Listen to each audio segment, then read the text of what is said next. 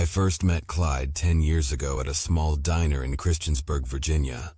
I had just graduated with a history degree and a minor in Appalachian Studies from Radford University. Being a transplant from Michigan, I ended up falling in love with the New River Valley and chose to stay here after graduation. There's unfortunately not a lot of work in my field in this area, so I worked for a landscape company and played historian in my spare time. My goal was to simulate what the Foxfire Heritage Organization had done and create a collection of Appalachian knowledge straight from the horse's mouth, the only real difference being that it would have a distinct NRV flavor.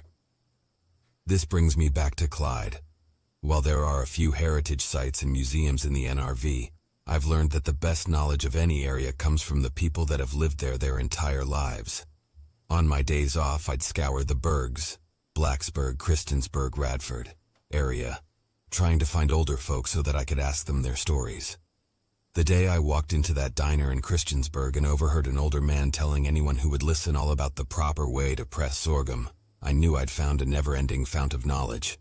I introduced myself and told him what I wanted to do, and I can honestly say I've never seen an old man light up the way Clyde did. That first day we talked for close to 2 hours. He dazzled me with stories of growing sorghum, making salt-rising bread, hunting and trapping alone at the age of 10 to provide for his family when times got hard, and all kinds of things you'd expect from an old man that had lived in Appalachia his whole life. I held up my now almost full notebook and thanked him for his time. "Same time next week?" he asked. And so it was, for close to a year. We'd meet at the diner, drink coffee and shoot the breeze. Our meetings always ended the same way. "Same time next week?"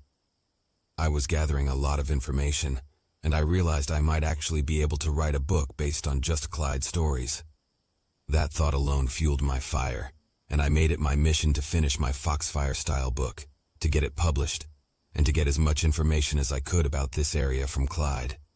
My girlfriend, a nice country girl from a little map dot called Fort Chiswell further south in the valley, was incredibly supportive, and even suggested that I ask Clyde about some of the local myths, legends, and ghosts. See if you can get something deeper than the same tired Graham's Forge mansion stories. "I bet that would make a really good chapter," she told me one morning as I was getting ready to meet with Clyde.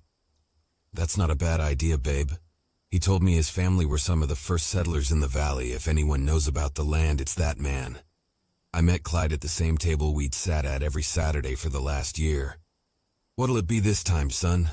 I ever tell you about when they dammed up the river and made Smith Mountain Lake?" "No, you haven't," I said, "but I actually wanted to ask you about the local myths and legends of this area." Clyde's face changed. It was a look I'd never seen on his face before, was it? Was it fear? "Can't you just use the Google for that? Ain't no sense in me telling you a story you can read for yourself." "Actually, Clyde, I wanted to know the stories that your family passed down. You said y'all have been here since the 1670s. Tell me about that stuff." Clyde lowered his voice, his usual smile gone. "I'll tell you one story, just one, and then we ain't never gonna talk about it again, understand?" I nodded and swallowed hard. Something felt incredibly off. I'll do my best to retell the story from the notes I took that day. This story is real old, passed down from my granddaddy's granddaddy's granddaddy. I forget how many greats that would be. Anyhow, back then there wasn't nothing here. Just miles and miles of woods and ridgeline. Granddaddy was part of the first scouting party that came down here. Damn near turned back home until they came up on the New River. They knew that with some work they could clear the land and grow crops here. Granddaddy and 3 other men volunteered to stay and set up homesteads, while the rest of the party went back east to tell the governor about what they found. It was another 6 months before their families made it out to them. Granddaddy told stories about Indians and great big cats that stalked the homestead on all sides at night. Back then, control of the valley was contested by the Cherokee, the Shawnee, and the settlers, so it's hard to say who or what was really in the woods. Stories about the great big cats kept on for years, and near as I can tell, they always popped up shortly after the settlers had a skirmish with them savages. People would sometimes go missing after a cat sighting, but that was the way of the frontier. "So, what exactly was this big cat?" I asked him, kind of grinning. "Is," he replied. "You said was, you mean what is. It's still out there, somewhere up on the ridge. It's still there and it's looking for blood." For some reason, I felt my blood run cold. I knew this was just a silly old story, but something about the way he said looking for blood made me incredibly uneasy. Okay, so what is it then? The Cherokee call it Iwa. We always called it the Wampus cat. It's a demon of some sort, supposed to drive a man insane just by looking at it. Way back before whites ever stepped foot here, it used to hunt the Cherokee. Story goes that after a while the people got sick of it and sent their best and bravest warrior to fight it. Imagine that. One man against a demon anyhow. Standing Bear went out looking for Iwa and was gone for weeks. And most had assumed he was dead until one night he come hauling ass into camp trying to rip his own eyes out. His wife, I forget her name, vowed to get revenge on the demon that did this, so she went to the village shaman. The shaman gave her a mask made from a bobcat's face and said if she could surprise the demon that the spirit of the bobcat could defeat it. So she heads out and finds the demon drinking from the river. When she jumps out of the bushes to confront it, it turns and sees her mask and starts to tearing itself up, like it was getting attacked by a bobcat. The demon begged the woman to stop the torment, and the woman struck a deal. She told the demon that if it stopped hunting them and started protecting her people, that she would let it go. Iwa agreed, and the woman took her mask off. The demon, now able to stand, turned itself into a giant bobcat and took off into the woods. So, this Wampus cat is the protector of the Cherokee. Clyde nodded. And it's still up in the hills looking for blood? Whose blood? Mine, Clyde said with a small smile. By the 1750s, we'd pushed the Cherokee out of the valley, damn near to North Carolina. You know Fort Chiswell? Well, it ain't just a fancy name. Used to be an actual fort. They built it around 1761. Well, when we threw up the fort, the Cherokee got real mad and sent a war party up to try and take it from us. We massacred them. All but one of them. We sent him back to his tribe to send the message that the valley was ours now. Story goes that he called out for Iwa to protect his people. That's when the Wampus cat showed back up. Started dragging men into the woods, and the men in the fort had to listen to screams all night while old Wampus devoured them, or tortured them, or whatever he did. They was never seen again afterward. How it relates to me is this. One of my however many greats-granddaddies was there. He helped kill all them people. The way I understand it, the Wampus cat has been hunting the families of those responsible ever since. A lot of those men's families stayed in this area for years. Shoot, I told you my family's been here for forever. Anyway, I'm the last one left. After Johnny McGee went missing on a hunting trip back in the '83, I'm the last descendant of the men responsible for the Fort Chiswell massacre. I quit hunting after Johnny died, quit going in the woods, and I'm glad I never had no kids, so when I'm gone it's over. Come on, Clyde, you really expect me to believe this? I laughed. Believe it or don't, Clyde snapped angrily. It done took my daddy when I was 9, I seen it. Why do you think I had to provide for my family at 10? Dragged him straight out the deer blind and we never seen him again. I'm sorry, Clyde. I offered an apology. Don't be, I know it sounds crazy. I just know it's my time. Won't be long now for it finds me and drags me to hell for the sins of my ancestors. Now, if you'll excuse me, I best be getting home. And with that, Clyde threw $10 on the table to pay for his meal and walked towards the door. Same time next week? I asked earnestly. Clyde turned and gave me a weary smile. See you when I see you, kid. The next Saturday I went to the diner, but Clyde wasn't there. 2 more weeks went by and I still hadn't seen Clyde, and I decided to go to his house to check on him. He was an old man after all, and I needed to make sure he was okay. Clyde's old 1950s model Chevy wasn't in the driveway, and his normally immaculate lawn was now wildly overgrown. I knocked on his door for 10 minutes. After 10 minutes of no response, I walked around the house trying to peek through the blinds. One blind was just broken enough that I could see into Clyde's bedroom. I saw his open gun safe. It was empty, and there were empty ammunition boxes scattered all over the room. I kicked in his back door and rushed into the house, fully expecting to see that he'd taken his own life. Instead, I found an empty house. As I was walking back out, I noticed a note on the kitchen table that said, "Knew you couldn't stay away. If you're reading this, it's because I lost my fight with a demon. The truck is yours if you want it. You'll find it in Jefferson National Forest." I immediately contacted the police and headed for JNF. Clyde's disappearance kicked off a weeks-long manhunt. The only things they found were 2 spent shotgun shells, blood that they determined belonged to Clyde, and giant sets of bobcat prints. One volunteer said that they were at least 3 times too large to be a bobcat's. Clyde's body was never recovered. Clyde's death put a halt on my book. How could I continue now? How could I include the story about the demon that killed my friend? It wasn't a bobcat that killed Clyde. It was an ancient evil living in the forests of the New River Valley.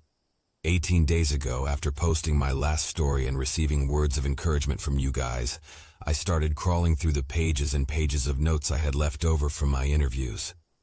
One in particular stuck out more than the others, and while the story itself isn't the scariest, what's happened since has caused me to put my house on the market and move as far away from the New River Valley as I can.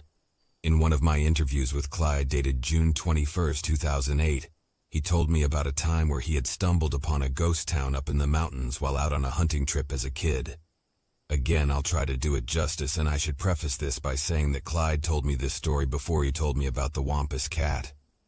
Once when I was probably 14 or 15, I found a ghost town while I was hunting, Clyde said from behind his 6th cup of coffee. I leaned forward eagerly. Do you know what the name of it was? What happened? Why was it abandoned? Easy, son. I can only answer one question at a time. I didn't know the name then, and I still don't know it now. It's pretty normal to find old abandoned cabins and such up on the ridge, but this was a whole town. I'm talking 15 houses and a general store. I ain't ever seen it on no map, and I never heard anyone talk about it.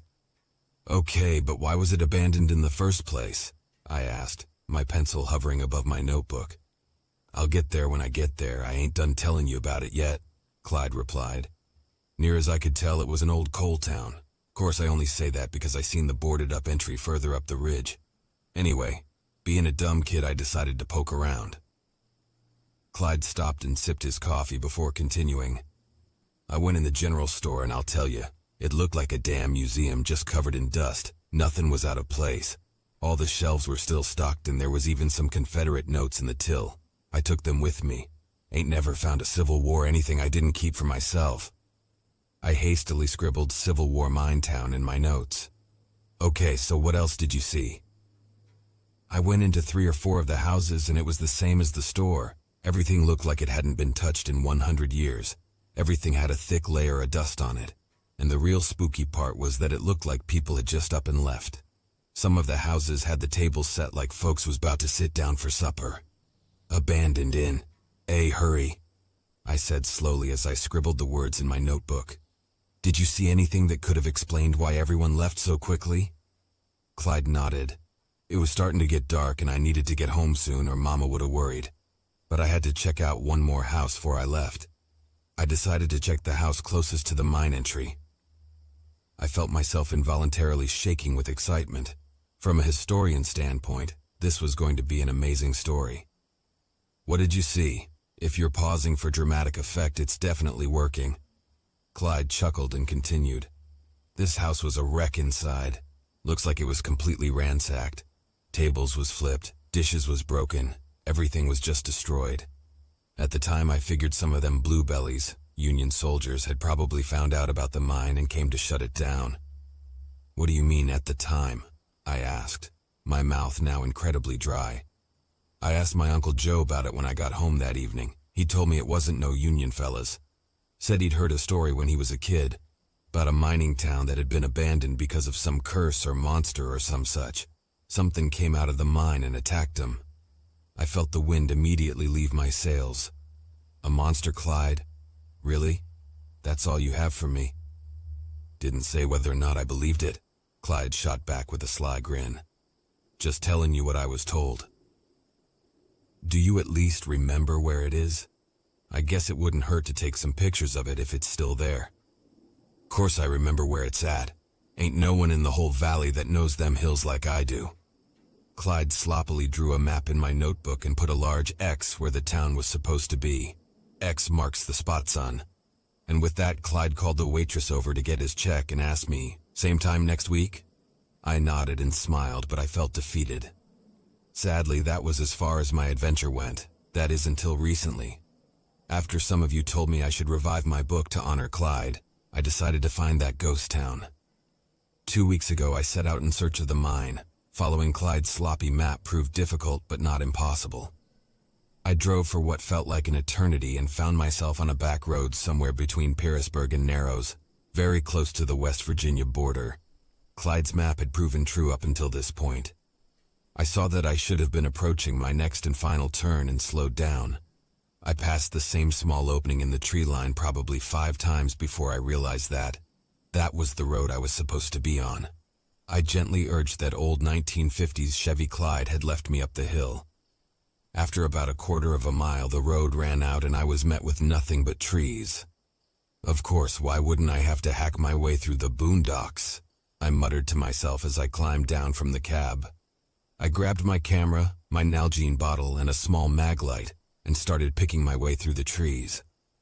I must have climbed that hill for an hour, even though Clyde's map said the town was only 3.5 miles off the road. The vegetation was thick and the hill was muddy, which definitely slowed me down. When I finally broke through the tree line, I found myself in a large clearing, and just as Clyde had said, I saw the ghost town. I quickly grabbed my camera and started snapping pictures. Everything was more or less as he had described it, save for the now collapsed general store. As I made my way through the town, taking pictures the whole time, I found myself in awe of the fact that it really did look as if everyone had vanished. I made my way toward the entrance to the mine, and just like Clyde had said, it was still boarded up. I turned to look at the house closest to the mine and noticed what looked like large and jagged claw marks all around one of the windows. Knowing now about the Wampus cat, I felt my throat tighten. It was probably just some kids messing around back here that did that, I said to myself, trying to remain calm. I turned back to the mine and snapped a picture of the worn sign near its entrance. Through all the grime and chipped paint, I could faintly make out the words, "Danger inside, keep out." I knew then that I should have left it at that, maybe taken a few more pictures and then headed home to forget all about this place. But something felt like it was calling me to the mine. The rotted boards broke away with minimal effort. As absently reached for my flashlight and I stared into the dark mouth of the mine, I thought I heard a loud whisper, "Come to me." I froze and looked around, sure I'd find some bumpkin laughing at my fear, but I saw nothing. That's when I realized that I couldn't hear anything other than my own scared breathing. No birds, no crickets, no wind, absolutely nothing. I'm still kicking myself for what I did next. I took a deep breath as I clicked on my flashlight and then plunged myself into the darkness. 150 plus years of mustiness and animal droppings filled my nostrils and I involuntarily retched. When I regained my composure, I could have sworn I heard a hoarse and throaty laugh come from deeper in the mine. "Nope, you're just scaring yourself. It's nothing," I repeated to myself over and over as I forced myself to continue, my feet feeling like they were 100 pounds each. I walked and walked and walked. According to my watch, I'd been following this tunnel for at least 20 minutes. Wow, this mine runs deep. My voice trailed off as I entered into a large cavern deep inside the mountain. "Whoa," was all I could muster. I heard that laugh again, this time coming from above me. I whipped around with my flashlight and pointed it at the ceiling of the cavern. I thought I saw something flash past the beam, but I definitely heard something moving. I spun around again, trying to get a bead on what was in there with me. I felt a huge rush of air from behind me and heard what sounded like massive wings flapping. I spun again, and that's when I saw it standing on the cavern floor about 20 feet from me. This abomination, this clear affront to God, stood easily 7 feet tall and was covered in a matted black fur. Where arms should have been, it had 2 large leathery wings. Its eyes glowed like a cat's as my shaking hands tried to hold the flashlight on it. It let out a snarl and then started to laugh again. "I knew you'd come to me, they always come to me," it roared as it flapped its wings and rose into the air. I turned back to the tunnel and ran, the fastest I've ever run in my life. I ran and ran, refusing to look back. I heard the creature's wings flapping and jaws snapping behind me. "You should have never come here," it jeered. "Now you'll die like the people in that village." I kept running, and soon I saw the light at the end of the tunnel. With my last bit of strength, I threw myself from the mine and into the grass outside. I quickly rolled onto my back and instinctively shielded my face. 3 agonizing seconds passed before I realized I wasn't dead. I scrambled to my feet and looked at the entrance to the mine. Just within the shadows, I saw the creature standing with its chest heaving in clear rage. I backed all the way out of the town, never taking my eyes off the entrance to the mine. It wasn't until I reached the tree line that I felt safe enough to turn and run. The trip down the mountain was a lot faster than my journey up it. Of course, it helped that I ran and fell all the way to the bottom. When I got home, I locked all the windows and doors. I didn't sleep that night. I haven't really slept since, even now that some 700 miles and 3 states separate me from that mine. I don't know what I saw in that mine, but I'm never coming back to the NRV. My house in Blacksburg is for sale if anyone is interested. Just be careful. You never know what you'll find up here in the mountains. This story of Appalachian madness doesn't come from our dear friend Clyde. I'll be retelling a story told to me by my friend David. I met David when we were juniors at Radford. We sat next to each other in one of our Appalachian Studies classes. David is from Wytheville, Virginia, located about 10 miles southwest of Fort Chiswell, and a former Navy corpsman with 2 deployments to Iraq and 1 to Afghanistan. I'm including that excerpt about his military service so that you can understand that there's not much that scares him. Before I retell his story, it's important to gain some context. Major Graham's mansion is a local landmark. It's as ingrained in the history of this place as anything could be. It's also rumored to be haunted, so much so that an episode of Ghost Hunters was filmed there. In 1826, Squire David Graham purchased some 2,000 acres from another family that's still prominent in this area. The land itself was supposedly tainted by evil even before Squire Graham purchased it. The property's original owner was murdered by 2 of his slaves, Bob and Sam. According to the legend, it wasn't pretty either. They supposedly caved in his head with an axe and then shoved his body into a barrel of moonshine. The slaves were later hanged somewhere on the property. To this day, people report seeing the slaves walking around the property. Other times they see them hanging from the tree they were hanged from. In 1838, the Major was born. By the mid-1860s, Major Graham had returned from 3 years of service in the Confederate Army. The Major was now the owner of the property and had renovations completed to add on additional rooms and structures. One such structure became an officer's lounge/Confederate recovery room, and because of this, many visitors to the mansion report seeing Confederate soldiers walking the halls. There are a few other spirits and disembodied voices reported to haunt the property, and for a small fee you can stay the night in the mansion and conduct your own ghost hunt. Mostly the mansion is used as a Halloween attraction, especially these days. Every year people from all over come to visit the haunted house on Halloween. One year I met someone that came all the way from Columbus, Ohio to visit the attraction. The haunted house is full of jump scares and creepy music but ignores the supposed real haunted history of the property, which in my opinion is much scarier. According to David, sneaking onto the property and trying to spend the most time alone there is almost like a rite of passage for many young men from Wythe County. Most guys make it 20, maybe 30 minutes before they scare themselves enough to come running back to the car. Most guys, but not David. Now that we've set the scene, let me tell you the story David told me all those years ago. When I was 16 or 17, I was a junior in high school. So however old that is, I broke into Major Graham's mansion. David told me one day after class. The Halloween place? Why? I asked, not sure where this was going. Because it's really haunted, he replied with a grin. Like for real ghost and demon type shit. Yeah, sure it is, I laughed. Did you remember to bring your proton pack with you, you jackass?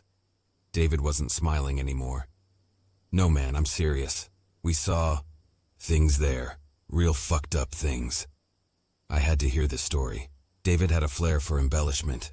I wouldn't call him an outright liar, but he was known to tell big fish stories. What did you see? Please tell me, the anticipation is killing me.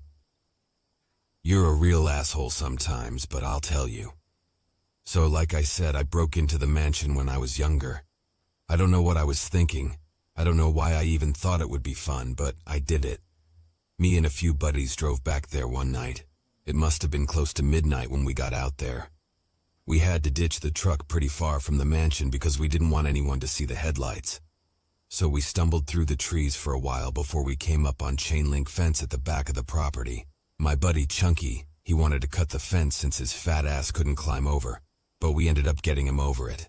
We decided to check out the main house first. Oddly enough, the door was open. I would have figured it would have been locked, but it swung right open. There's a room upstairs that's supposed to be haunted by a little girl. The story goes that if you roll a ball into the room that it'll get rolled right back out. Okay, and did it? Did the ball come rolling back out? I asked with as much sarcasm as I could muster. Well, we didn't have a ball to roll in there, so we walked in and stood there for about 5 minutes just listening. I swear to you that I heard a little girl giggle, but Chunky and Seth will tell you otherwise. Anyway, after that room proved to be a bust, we headed to the Confederate room. It was dead silent in there and nobody heard anything. So when does this story get scary, Davy? I asked, knowing full well he hated being called anything but David. When we went to the old slave quarters, you asshole. David shot back with a grin. We headed out to the slave quarters because that's where most people claim to see Bob and Sam. I wish that's all I saw, he said, his voice trailing off as he looked across the quad in front of the library. Don't be such a drama queen, I said, pushing his shoulder and shocking him out of whatever trance he was in. No, I'm serious, it was bad, dude. We made it out to the outbuildings and it was the darkest I ever remember it being. We didn't have any flashlights or anything, so we kinda just guessed where they were. Well, we found them, and as we're walking up, both Chunky and Seth stop. Y'all hear that? Chunky asked the group. I didn't hear anything, but Seth grunted in agreement. Shut up and listen, David, Chunky said to me. I remember holding my breath and straining to hear. Hear what? God, your stories take 6 years to tell. A baby screaming loud. I finally heard it and it made the hair on the back of my neck stand up.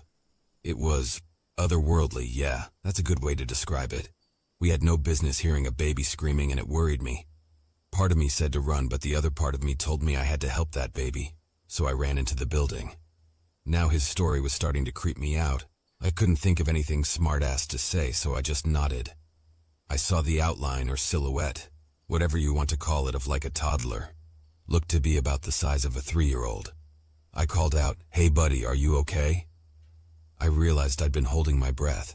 Just a second ago I was thinking he was full of it. But something about the way he told the story made it seem so very real. Well, then I saw the shadow or whatever move like it was turning around. And where a face should have been, I only saw 2 red eyes glowing. I felt like I was frozen.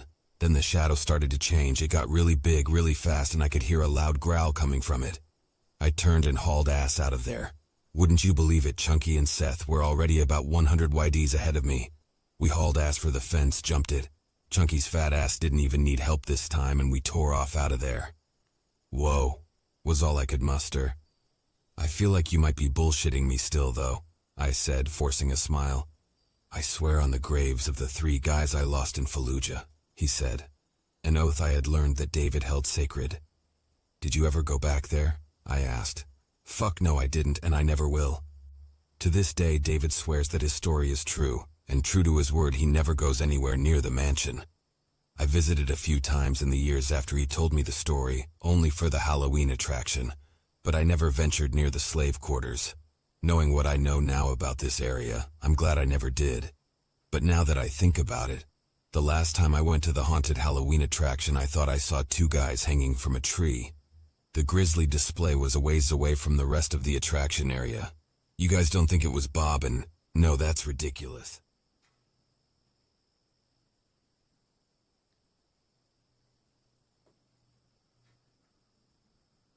My encounter with black-eyed kids. Please share. I'd like to know other people's thoughts. Thank you. First, a quick intro about myself. I'm a 26-year-old male. I work at a small private college in Michigan. I'm a normal, average guy. I like hockey, HBO shows, kayaking, and hiking camping. I have a girlfriend, love my dad and sister, and have a pet dog named Bear. While I keep an open mind, I don't believe in ghosts, aliens, Bigfoot. The way I see it, if I haven't encountered it firsthand or seen documented, verifiable proof, then I keep a healthy amount of skepticism. There is one thing I do believe in now that I never did before. Hell, I didn't even know about it before. Black freaking eye kids. As I said earlier, I love it to hike and camp. For reasons too introspective to get into fully here, I just loved the solitude, peace, and serenity the outdoors provided me.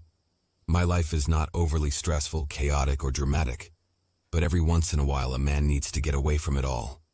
Being alone in the wilderness gave me the opportunity to clear my head, be introspective, consider the facts of life. I loved the beauty of the natural world, and I try to appreciate the small and big things, from the smallest clover to the biggest mountain. Beauty is all around us. In a way, I think it's my belief in beauty that has helped me cope as well as I have with what I'm about to share. In late August of 2010, I set out for Sleeping Bear Dunes National Lakeshore located along Lake Michigan. I had scheduled 5 days off of work, and I planned on making the most of it. Sleeping Bear is one of my favorite parks in Lower Michigan.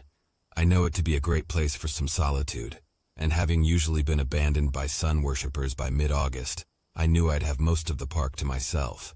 So I wasn't surprised when I arrived the 5th day, found my usually parking spot, a sand parking lot just yards from the lake, and didn't see another person. As I sat on the hood of my car overlooking the beach and the lake, I remember breathing deeply and saying aloud, "Thank God for solitude." I ate lunch, walked down the beach, and put my bare feet into the water. Cold, very cold. It didn't matter to me though, because I didn't come to swim. I came to hike and to camp. I came to, as was my tradition, sit by a warm fire on a cool night, sipping on my flask of whiskey, enjoying the sounds of the forest. However, this peaceful tradition didn't happen. The proper procedure when camping at a state or national park, if you've never been, is to check in at a ranger station. There you pay your fees, obtain your backcountry pass, if you're going to be camping in the backcountry as I always do, and give the rangers your information, license plate number, make and model of your car, etc. After my quick stop off at the beach to eat my lunch, I headed to the nearby a 15 or so minute drive and get my affairs in order. The Platte River Ranger Station is manned until mid-October, I think, so it was open and I didn't have to travel to the main station a 1.5 hours drive north. I park in the station's parking lot and walk into the office. The ranger and I spoke for a little and he asked me for my license plate number. I knew he was going to ask, but I still forgot to write it down before I went in. So I walk back out toward my car, and I see 2 kids sitting at a bench just in front of where I'm parked. They weren't there when I parked, and I didn't notice them when I walked into the station. But at this point in time, I'm still on cloud 9. I'm happy to be on vacation, so I take no real notice. I walk to the back of my car, jot down the license plate number, and walk back to office. I take care of business in the office and step out and walk to the connecting bathroom. The backcountry area I'm staying at, White Pine, has a pit toilet. Think Porta-John, but just with a deep hole in the ground. But I'd like to use a real bathroom while I can. I go into the restroom and go into the empty stall. As I'm taking care of my business, I hear the bathroom door open. I hear whispered voices. It's a small bathroom, but I can't make out what the voices are saying. I can tell they're kids' voices though, and I figure it's the kids I saw near my car earlier. No biggie, right? I finish up and open the stall door. Sure enough, there are the 2 kids standing outside the stall. I remember saying, "It's all yours," as I walked to the sink. The kids just stood there. When you think about it now, in reading, the situation seems a little spooky. But at the time, and if you were in the situation yourself, I'd bet that you wouldn't be the slightest bit worried, and neither was I. I was my hands, and glance in the mirror, only to notice the kids are looking right at me. This is the first time, but certainly not the last time on this trip that my spine tingles with fear. The goddamn kids have completely black eyes, no whites to their eyes at all. Like I said, this is a pretty small bathroom and they were not more than 3 feet away. At first I can't do or say anything. I am literally frozen with fear. The water runs over my hands, but I can't feel it. I'm so deep inside my head at this moment that all I can hear are my thoughts, which were something like, All joking aside, I was petrified.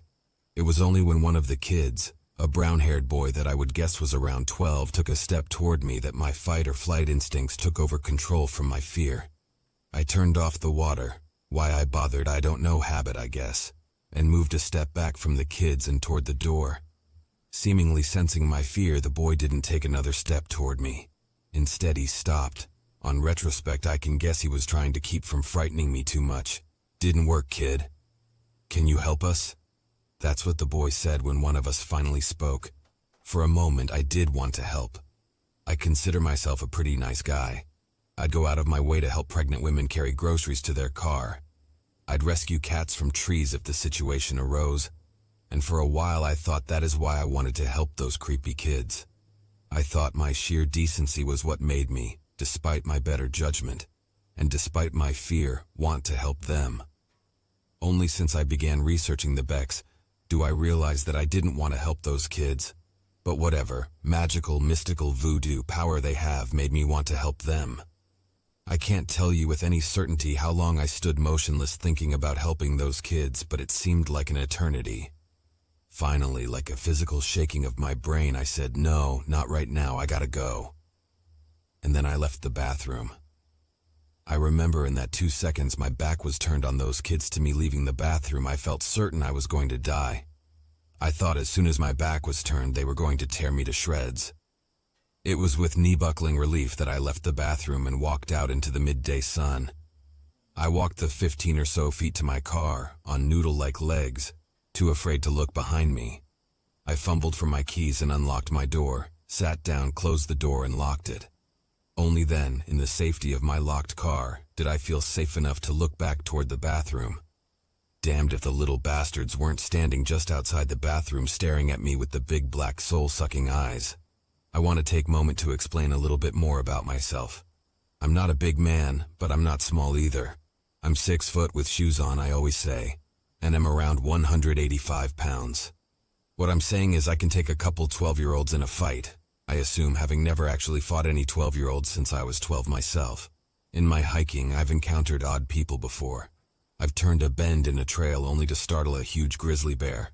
I've been lost once and ran out of water once, and I even had a tree fall in the middle of my campsite during a gale-swept night in Tennessee as I was drifting off to sleep. However, not a single event in my life scared me nearly as much as those kids. So there I am, in my car, staring at those kids, and them staring at me. I can't take my stare away from them, and they start for my car. Startled to my senses, I turn the key, throw it in reverse, and get the hell out of there. I drive off, not daring to look in the rearview mirror. I know that if I do look back that I'll see those black eyes looking back at me.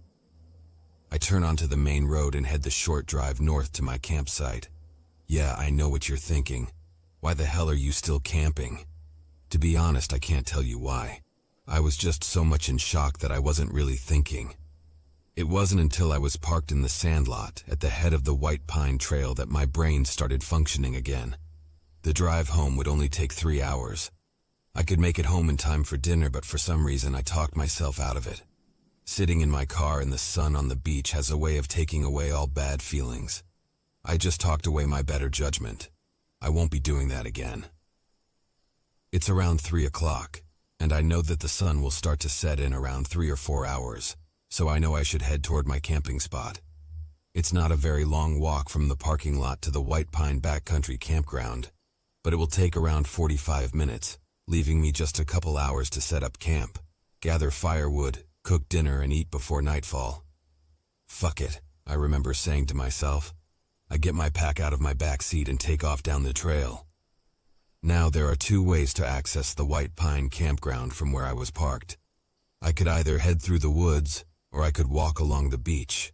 The wooded trail is quicker and shorter, and the beach trail is harder on the legs and lungs. Walking with a 50-pound pack in the sand is no picnic. However, considering what I just went through, I decided to go along the beach. It was the more open, brighter, kinder trail. To reach the campsite from the beach trail, you have to turn away from the lake and go about 1/2 a mile into the woods. Reaching my campsite, I find it, unfortunately, completely empty. The campground has 7 sites, I think, and not a one of them was taken. Usually this would be a happy thing to me, but this time I wished for all my might for a little company. I pick a site hidden fairly well from the trail, feeling that I didn't need anyone walking along to spot my tent. I unpack and set up my ultralight 1-person tent, put down my sleeping pad, and unroll my 0-degree rated mummy bag. Taking my walking stick, a sawed-off hockey stick, and a folding knife with me, I head into the forest to gather firewood. I pile up a good-sized pile, 3 times larger than I think I'll need, and proceed to light a fire. I cook my food and eat, all the while watching the sun set through the trees. What is normally a beautiful, warming sight to me now only brings dread. I do not want to be out here, I suddenly realize. I finish eating quickly and decide to gather even more firewood. I do not want to run out in the middle of the night. As the darkness descends upon the woods in my campsite, I get the fire going and riffle through my pack looking for my flask. This was a situation that called for a little liquid courage. I hit it hard. In the woods, the sun sets at first slower than you think, and then near the end it just kind of falls out of the sky and is gone in a blink. So it did that night. Sitting next to the fire, I decide to move my tent closer to me, so I click on my flashlight and move my tent until it is right behind the small bench next to the fire ring. I like having the tent behind me, protecting my back as I saw it. I'm glad I decided to gather more firewood because I'm burning through it quickly, keeping the fire as high as I am. Even though it is early autumn, and the temperature was probably in the 40s, I was hot sitting so close to such a big fire. Part of getting away from it all for me is to leave my phone in the car. In civilization, I don't use a watch. I just look at my cell. However, this night I wish I had my cell on me, not to call someone there is no service, but to check the time. I wanted it to be late. I wanted the night to fly by and give me the security of morning. I finished the whiskey and wished that I had brought the bottle with me from the car. The spirits had done their job though, and I was a bit calmer. Also, praise be to God, I was feeling sleepy too. Though the rules say, don't go to bed with your fire burning, I sure as hell was not going to sleep without the fire. I got in my tent, leaving the flap open with just the bug flap closed so I could see the fire, and tried to sleep. I don't know how long I lay there before slept found me, but I did eventually drift off. Thankfully, I can't remember having any dreams. I woke to a dead fire and the early dusk light coming in. I have to say I was slightly surprised to be alive. As dawn turned in today, I felt more and more foolish for the fear I felt yesterday. Being a usually calm, cool, and collected guy, I couldn't explain the intense dread and fear I felt when I saw those kids. But I did my best to ignore it, and I explained away their eyes pretty easily. I told myself the kids were camping at the Platte River campground, same location as the ranger station I registered at. They had some colored contact lenses and were playing a joke. Simple. Possible. Even probably considering the alternative. I ate breakfast and then made upon hindsight, horrible decision. I decided to stay another night. After breakfast, I gathered firewood so that I wouldn't have to gather any when I got back for the evening. My pile of wood at a towering height, I hiked back to my car along the wooded trail. I was feeling awfully stupidly brave that morning. I arrived at my car and decided to go to the dune climb. The dune climb is a trail that begins at a towering dune and ends 1.5 miles away at Lake Michigan. This hike was uneventful, but beautiful, providing me even more determination not to let myself be scared off by some stupid kids with contact lenses. I got back to my car from the round-trip hike right around 1 o'clock.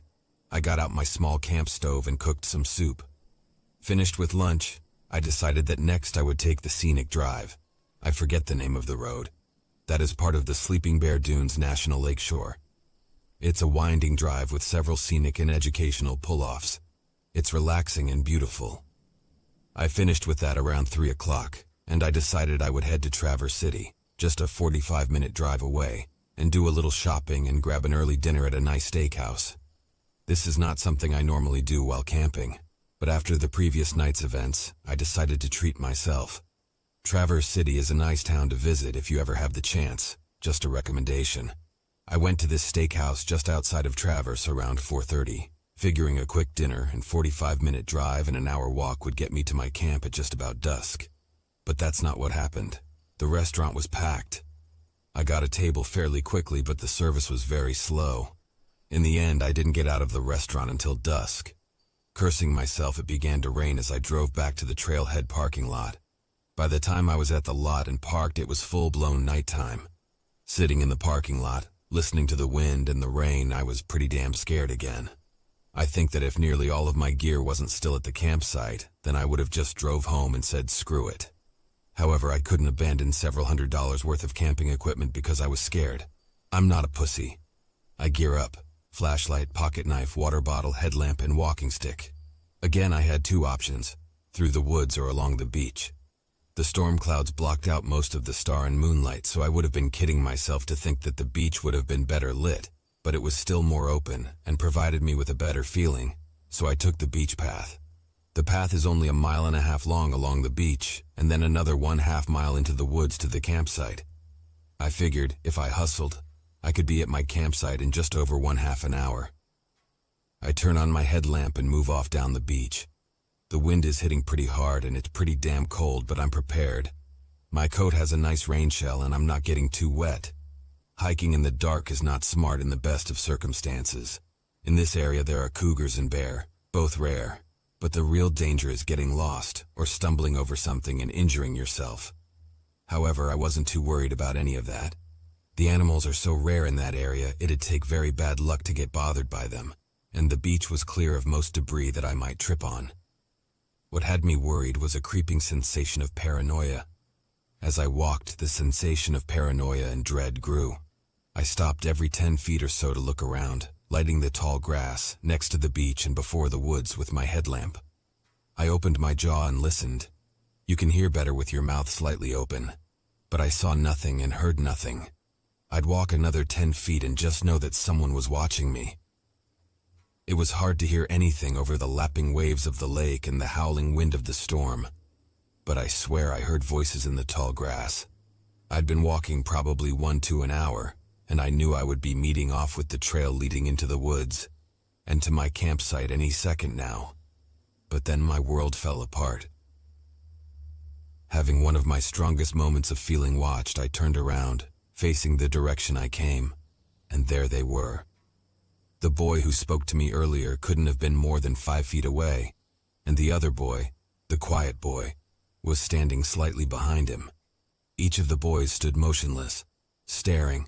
Just staring. At this moment, I'm not sure I have the ability to put my terror into words. The best way I can describe it is to say, I felt like I was dying. I felt like I was in the hospital and the doctor just told me I had moments to live. The talkative boy moved toward me.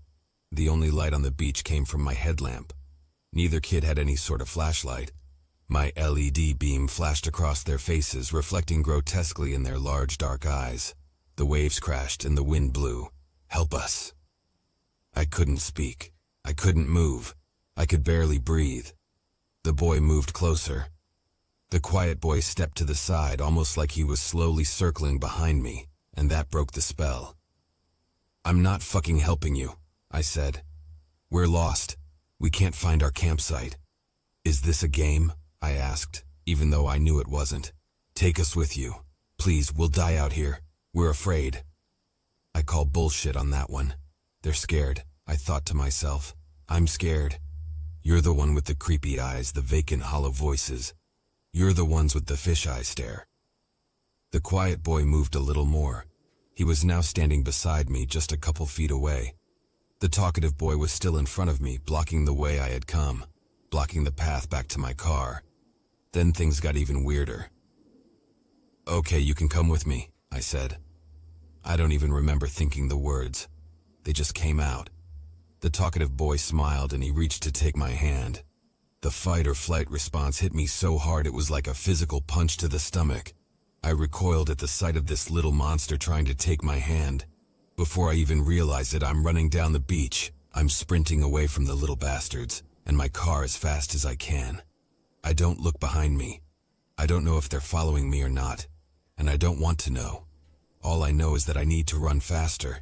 I'm in decent shape, but given any normal circumstance, I would never have been able to run so quickly for so long on a beach. My headlamp bouncing up and down, I see the offshoot trail leading from the beach into the woods. Without much thought, if any, I take the trail and head into the woods. My senses finally returning to me, I jump off the trail and move a little ways into the woods. I turn off my headlamp and lie down among some tall grass. I watch the trail, waiting to see the kids following. I waited in the rain and cold for God knows how long.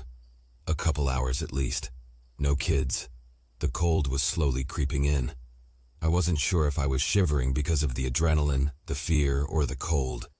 But I do know I was starting to freeze. I had to leave my concealment and make way to shelter. I had two options. The tent and sleeping bag, or the car. The car meant safety. It meant home. However, it also meant that I would have to walk 1.5 miles in the dark with God knows who or what waiting for me. The tent meant warmth and shelter from the elements. It meant exposure to the kids. If the kids knew where I was hiking and when, then they'd know where I was camping, right? It was an impossible decision. It was a choice of the lesser of two evils. I chose the tent. I just couldn't force myself to go back along the wooded trail, and I sure as hell wasn't going back along the beach. I crossed my fingers and prayed that the little bastards didn't know where my tent was. I got up, found the trail, and sprinted the 1/2 mile to the campground. As I ran, a thought occurred. Maybe someone will have hiked in during the way. Maybe I'll have company. There was no life at the campground. When I arrived at the campground, I made a wide circle of it, looking both for other campers and for the little devils. I saw nothing and no one. I made my way as quietly as possible to my tent. I unzipped the fly and crawled in. I thought briefly about a fire, but decided that would be more of a signal to the kids than deterrence. My clothes were sopping wet and I was still very cold. I had to take them off. My pack is leaning against a tree about 15 feet from my tent. Inside are clean, dry clothes, sealed tightly in a wet bag. However, now that I'm inside the tent, I'm sure as hell not going back out. The tent gave me some sense of security, even though it wasn't in any way secure. Now naked, I crawl inside my mummy bag. I'd like to say how much I hate that it's called a mummy bag. After a few moments, I warm up, but the shivering takes another 1-3 hour or so to subside. As I'm lying there, I'm wishing so much that I had that bottle of whiskey in my car. The rain plays against the leaves of the trees, and the wind creaks the branches. Under the best of circumstances, this is a night where a person's mind can get away from them.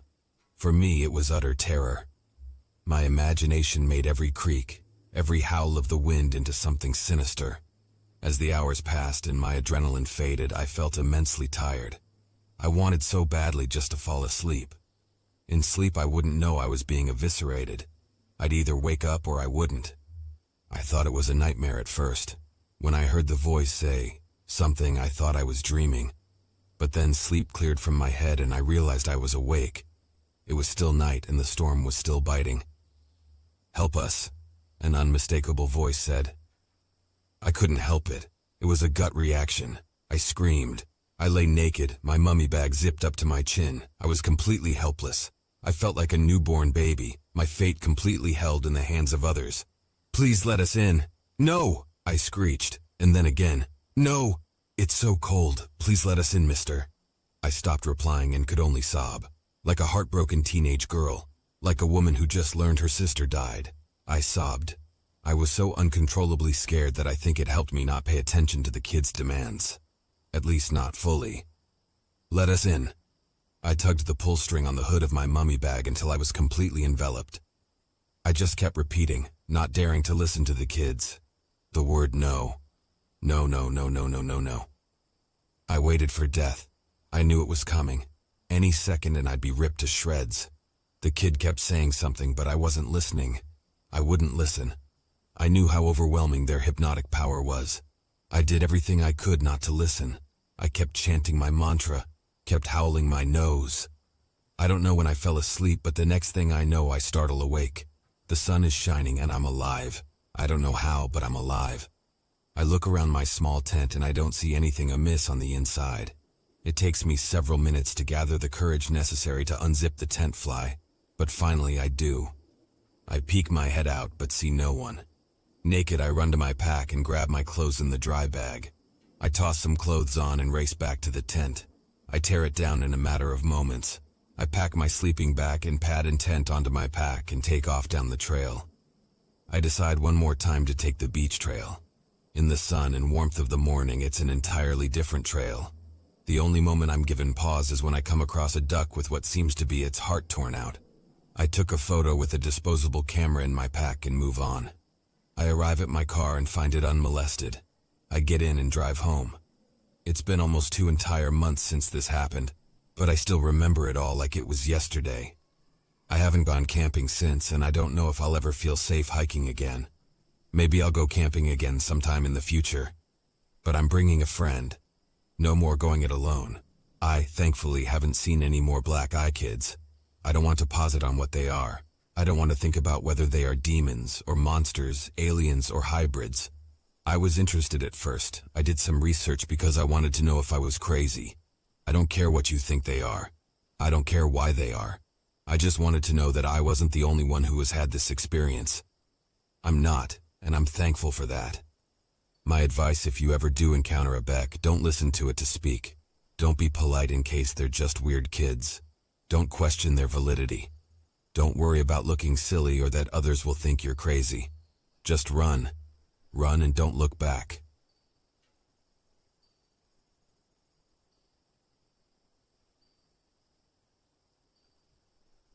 I'm 16, live in Alabama, and as the typical Southerner stereotype, I love hunting. It's my passion and I can't get enough of it. Something about the woods and the thrill of the hunt just satisfies me. Nothing out of the ordinary has happened on any of my other trips besides the one that I will describe. But before we get into my encounter, I think I should give a little background information. According to my mom, my dad would take me out with him when he went hunting on our private property when I was just a little guy. And then one day he suddenly just stopped hunting altogether. Like, completely done with it. He took down all the stuffed deer heads and skulls, etc., and tried to sell his guns. Luckily, my mom was able to talk him into letting me have one of them, a bolt-action rifle with a thermal scope, when I was old enough to be responsible with it. I didn't know why my dad did what he did, but I think I found out during the events of my story. My first hunt alone was when I was around 13 years old.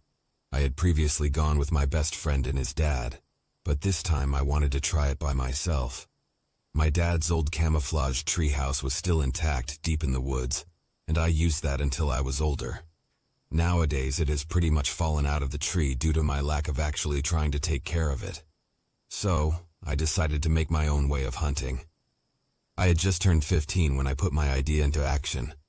I'd been playing a lot of Call of Duty lately, I still do to this day, and was obsessed with the idea of ghillie suits. For those that don't know what those are, it is basically a tactical form of camouflage used by military operators, mostly snipers, that are meant to disguise oneself completely by attaching various parts of the surrounding environment, such as leaves, grass, or whatever was around to all areas of the body. It comes into play mostly when the user is laying down or hiding in a bush or other small foliage. If you want to see one, just Google it. Anyhow, on to our main story. I had managed to throw together a pretty good ghillie suit out of my dad's old hunting clothes and a bunch of leaves that I found outside. It was fall at the time, so dead leaves were my best bet of concealment. In the present, I've earned a nickname at school for my unique form of hunting, the Bush Boy. I was feeling so excited imagining myself aiming my rifle at a large buck and bagging something great that day. My girlfriend, who we'll call MJ for privacy reasons, always liked seeing what I brought back from the woods, even though she wasn't too into the idea of killing animals for sport. Deciding that evening or night would be the best environment to test my ghillie suit, I left my house at around 7:30 p.m. on a Saturday, a decision I now regret. I had brought my usual gear, my dad's old rifle with the thermal scope, the Glock G40 10mm that I had saved up for myself and my dad bought for me since I wasn't of legal age to purchase it on my own. For those wondering why I have that, it's for in case I unfortunately don't get the kill in one shot with my rifle, and I have to put the poor animal out of its misery at close range, even if my prize ends up having a bullet hole through its head. I also brought my hunting knife, a shovel, a flashlight, and a small first aid kit. Now I'm a bit of a crazy guy, and not afraid to get a little blood on my hands. I usually slice off only the heads of my kills and skin them, collect the skulls when I get home. One of my favorite movie franchises is Predator, whose antagonists are aliens that hunt dangerous species, including humans, and take their skulls as trophies.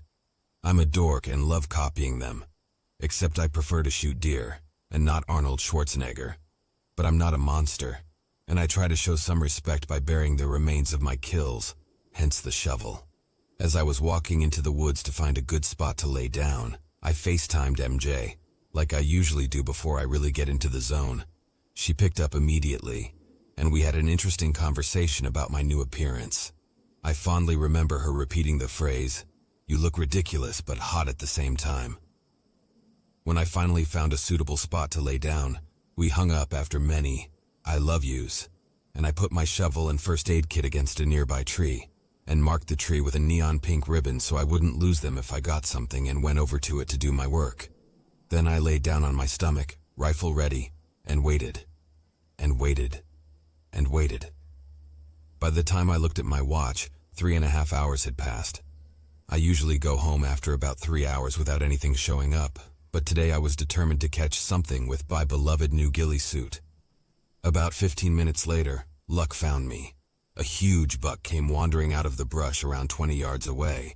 It was unnaturally tall, I'd guess standing at around 5 feet, and looked quite disheveled, like it had not eaten in a long time. The weirdest part about it was its eyes. They were blank-looking and milky white. It sent a small shiver down my spine. However, I brushed off this odd phenomenon by assuming that it was blind. My eyes were only on the prize, the giant rack of antlers that sucker had on its head. But the fact that this deer may be blind made it more likely that it used its ears to get around and avoid predators, and that any movement I made, even moving my foot in the leaves, would be enough to make it run off in panic. Recognizing this, I tried to be as still as possible while adjusting my position to get my crosshairs right on the heart.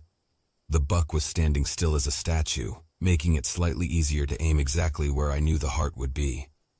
What was strange, however, was that my thermal scope appeared not to see it. The only way that was possible was if the deer wasn't giving off any body heat, which was physically impossible.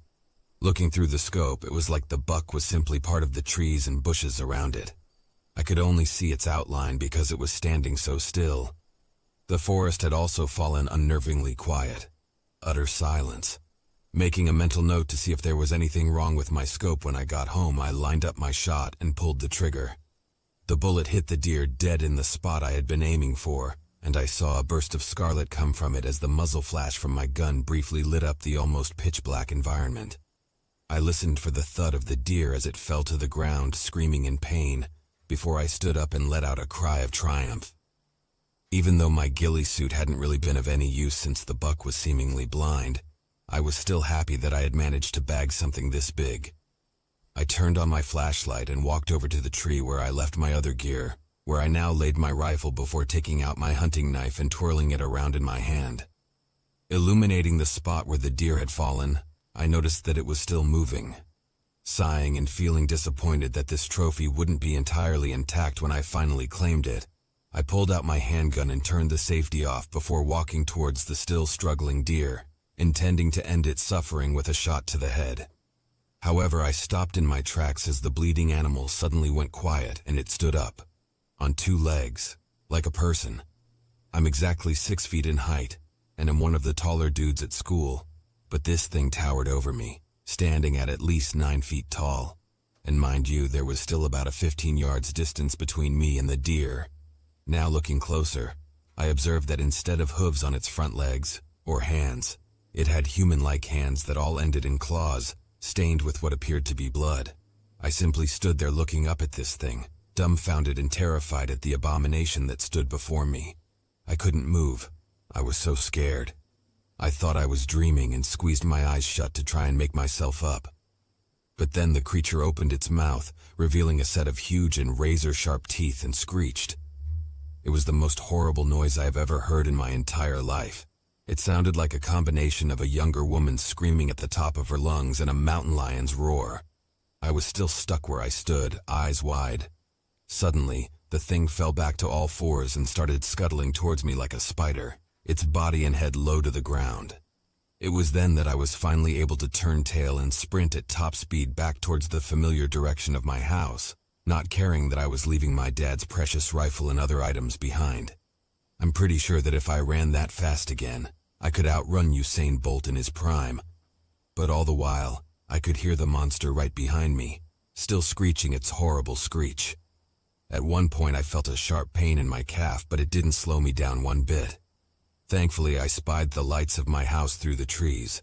A small sense of relief flooding me, I flew across the empty backyard, up the porch, into the house, and slammed the door so hard that the entire house shook.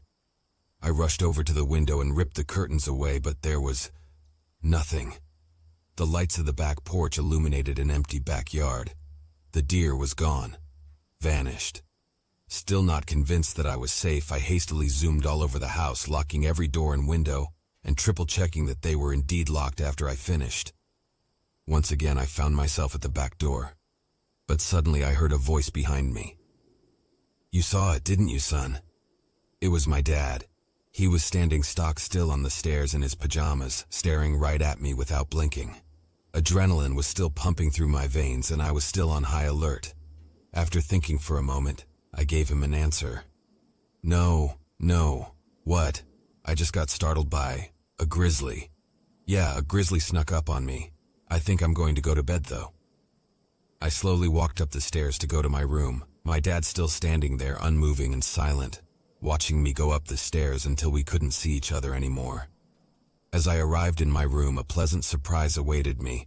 My girlfriend MJ was sitting on my bed smiling at me. She started to ask if I had gotten anything, before a look of concern fell over her face. I saw myself in a mirror, and couldn't blame her. My ghillie suit was shredded, and I was as white as a sheet.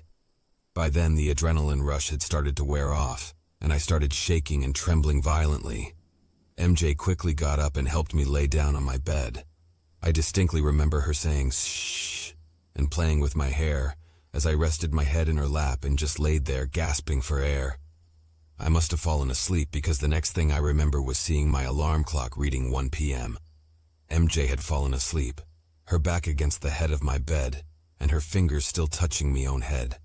I gently sat up, and she woke up as well. "Sean, what's wrong? What happened last night?"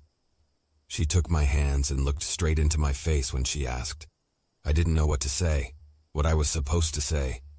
Eventually, I ended up whispering, "Monster." She didn't know what that meant, and so I slowly told her the same story that I'm telling you now, about what happened in those woods, about the not deer. Thinking back on this, I remembered something. My ghillie suit. It had worked. The monster clearly had not been blind, but had not seen me when I was laying on the ground. If I had not been wearing it, I probably would have died. I'm sure that you're thinking that this is where it ends, but I'm afraid that I had one more experience with the thing that chased me that night. Quite unfortunately, it happened the next evening. But this time I wasn't in the woods or alone. I was home alone with MJ. It was around 9 p.m. and my parents were out, likely at a party. MJ had stayed at my house for the day because she was still worried about me. We had just eaten dinner and were in my room having our snuggle time. My calf was bandaged up because it turned out that the monster had managed to land a hit on me during our high-speed chase back to my house. It was a single scratch mark, but thankfully had not gone very deep. MJ and I turned out the lights and we went to bed, the sound of crickets and such lulling us to sleep. Around 15 minutes later, everything suddenly went quiet, like someone had pressed the mute button on the Earth's TV remote. The deathly silence that I now associate with the not deer. MJ was asleep with her head on my chest, but I was very much awake now. She must have woken up too to the sound of my heart skyrocketing above 2,000 decibels, and she blinked up sleepily at me. Then we heard a soft tap, tap, tap at my room's window that ironically happened to face the woods.